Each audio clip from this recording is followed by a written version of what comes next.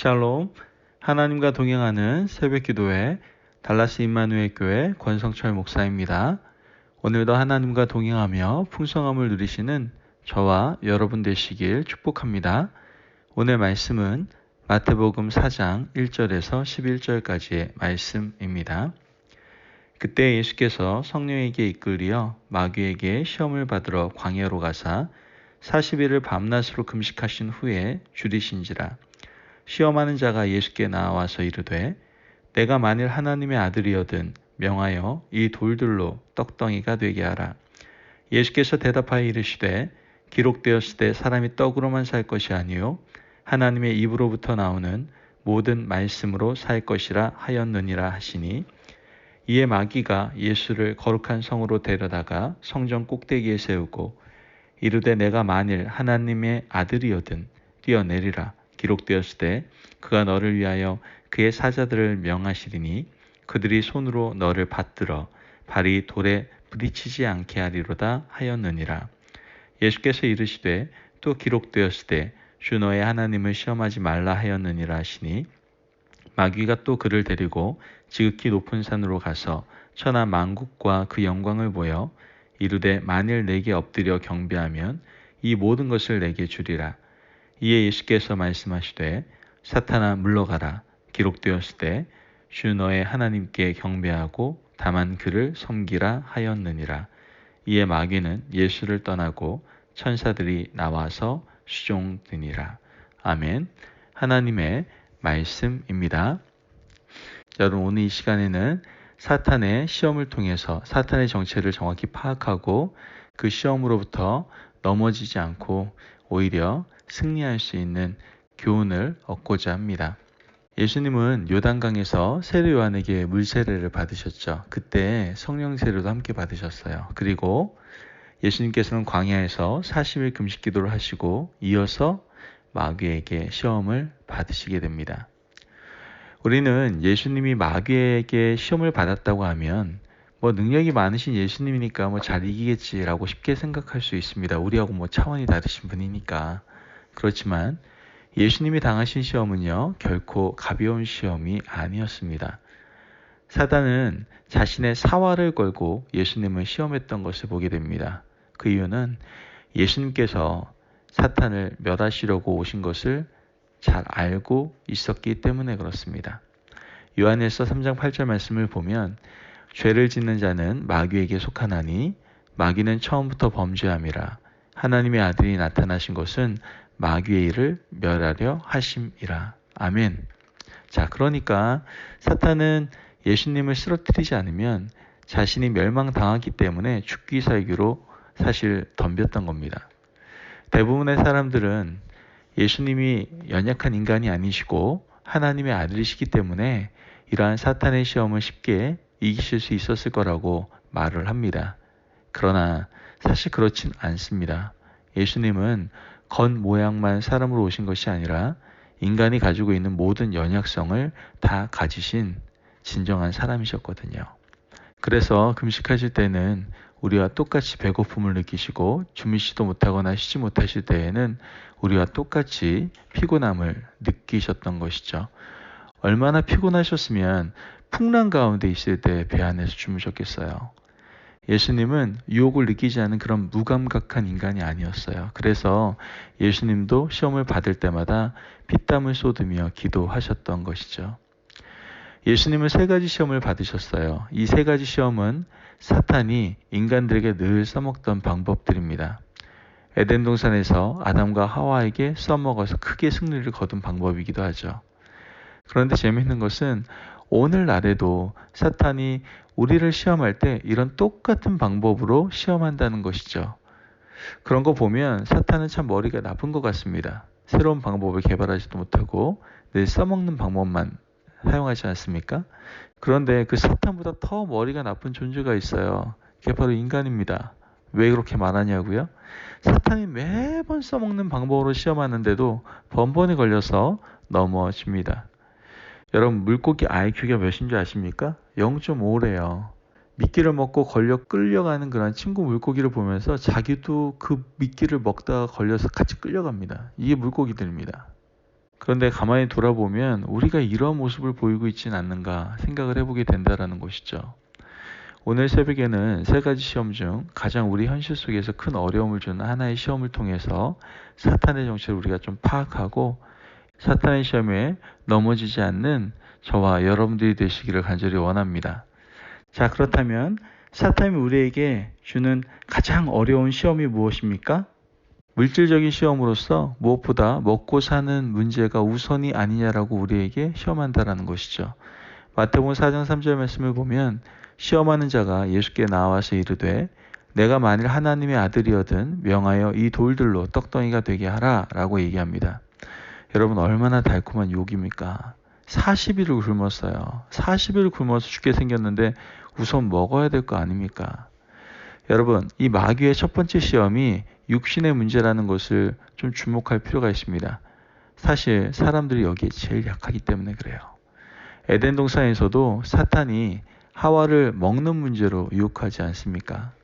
아담과 하와는 에덴 동산에 먹을 것이 그렇게도 많았는데 유혹을 받아서 결국 선악을 알게 하는 실과를 먹는 죄를 범하게 되죠. 거기에 비해 예수님은요 지금 40일을 굶은 상태라고요. 이러한 상태에서 시험을 받으니 얼마나 힘드셨겠습니까? 여러분 사탄이 뭐라고 말합니까? 내가 만일 하나님의 아들이거든 이라고 얘기하죠. 이걸 그냥 넘어가시면 안 됩니다. 이 문장을. 이 가정법은요. 예수님의 하나님의 아들 되심을 어떻게 하는 거예요? 부정하려는 은근한 의도를 가지고 이야기한 거예요. 여러분 기억하십시오. 참 신앙인은요. 만일이라는 말을 쓰지 않습니다. 이것은 사탄의 용어예요. 우리가 은혜로운 삶을 살기 위해서는요. 절대로 만일이라는 단어를 사용하시면 안 돼요. 믿음의 단어를 사용하셔야 된다는 거죠. 자, 돌들로 떡덩이가 되게 하라. 하나님의 아들로서 그만한 능력이 있을 테니 그런 능력을 이럴 때 한번 써먹으라는 겁니다.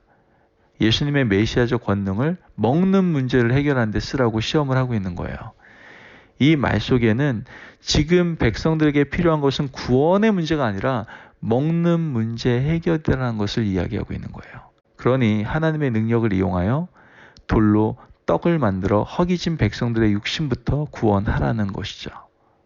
그러나 예수님은 이것을 거부하시고 고난의 길을 가셨습니다. 그리고 십자가에 달려 살을 찢기시고 피를 흘리셨어요. 그리고 말씀을 하시죠. 요한복음 6장 54절에서 55절의 말씀에 내 살을 먹고 내 피를 마시는 자는 영생을 가졌고 마지막 날에 내가 그를 다시 살리리니 내 살은 참된 양식이요 내 피는 참된 음료로다. 아멘.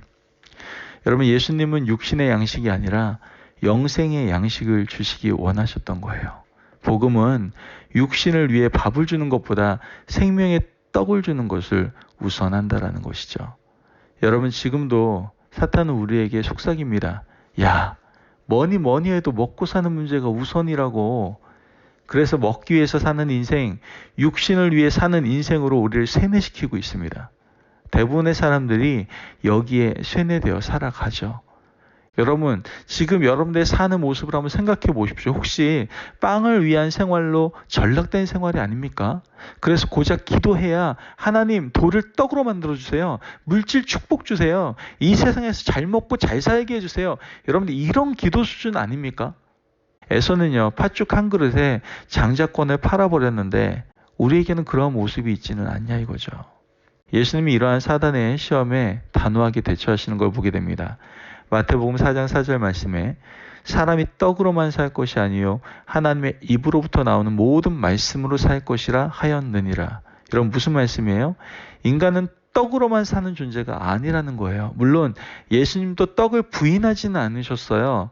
우리도 마찬가지예요. 부인하지는 않습니다. 다만 떡보다도 하나님의 말씀으로 사는 것이 더 중요하다라고 말씀하고 계시는 것이죠. 하나님께서 처음에 말씀대로 사는 인간을 지으셨어요. 그런데 그만 타락함으로 육체만 남은 인생으로 전락하게 된 것이죠. 창세기 6장 3절 말씀을 보면 여호와께서 가라사대 나의 신이 영원히 사람과 함께하지 아니하리니 이는 그들이 육체가 됨이라. 그러나 그들의 날은 120년이 되리라 하시니라. 아멘. 여러분 불행한 인생입니다. 영혼은 굶주리고 병들었는데 육신만 건강하면 행복합니까? 여러분, 먼저 영혼이 잘 돼야 되는 거예요. 그래야 범사도 잘 되고 육신도 강건할 수가 있는 거예요.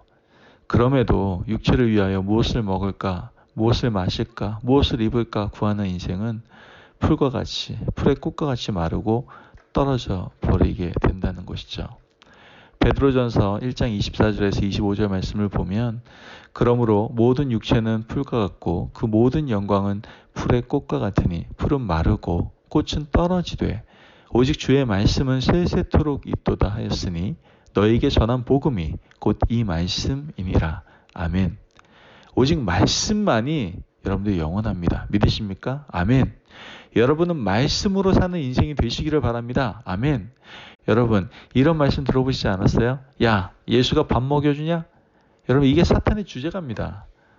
여러분은 분명하게 대답할 수 있어야 됩니다. 그래, 예수가 밥 먹여준다. 밥만 먹여주는 것이 아니라 예수님의 뜻이라면 부자도 되게 하고 건강하기도 해주고 사람답게 살게 해주고 영생을 얻게 해준다. 인생의 승자가 되게 해준다. 라고 자신감 있게 이야기하며 너도 한번 예수님 믿어봐. 이렇게 얘기할 수 있어야 된다는 것이죠. 여러분, 우리의 삶은요, 먹기 위한 삶이 아닙니다. 하나님의 말씀대로 살기 위한 삶입니다.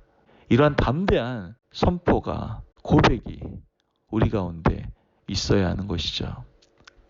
여러분, 우리는 하나님의 말씀대로 살아야 사람답게 삽니다. 매일 성경을 읽고 묵상하고 그 말씀의 지시대로 행해야 됩니다. 그래야 우리의 삶이 하나님의 자녀의 삶으로 변화될 수 있습니다. 여러분, 우리가 먹기 위한 삶이 아니라 이제 하나님의 말씀대로 사는 삶이 되시기를 주님의 이름으로 축복합니다. 아멘. 기도하겠습니다. 하나님 감사합니다. 오늘도 우리 귀한 말씀을 주셔서 이 사탄의 시험을 정확히 파악하고 이 시험을 통해서 우리에게 하나님이 원하시는 진정한 고백, 결단을 하게 하시니 감사를 드립니다. 우리가 먹기 위한 삶이 아니라 하나님의 말씀대로 살아갈 수 있는, 하나님의 말씀 가운데 살아낼 수 있는 하나님의 복되고 귀한 하나님의 자녀들 될 수 있도록 축복하여 주옵소서. 오늘도 그 말씀만을 붙들며 살아가는 우리 귀한 임마누엘 가족들 되기를 간절히 소망합니다. 감사하며 예수님의 이름으로 기도합니다. 아멘. 오늘도 하나님과 동행하며 풍성함을 누리시는 저와 여러분 되시기를 축복합니다. 여러분, 먹기 위한 삶이 아니라 하나님의 말씀대로 살아가는 귀한 삶을 살아가시기를 축복합니다. 말씀 안에 승리하십시오.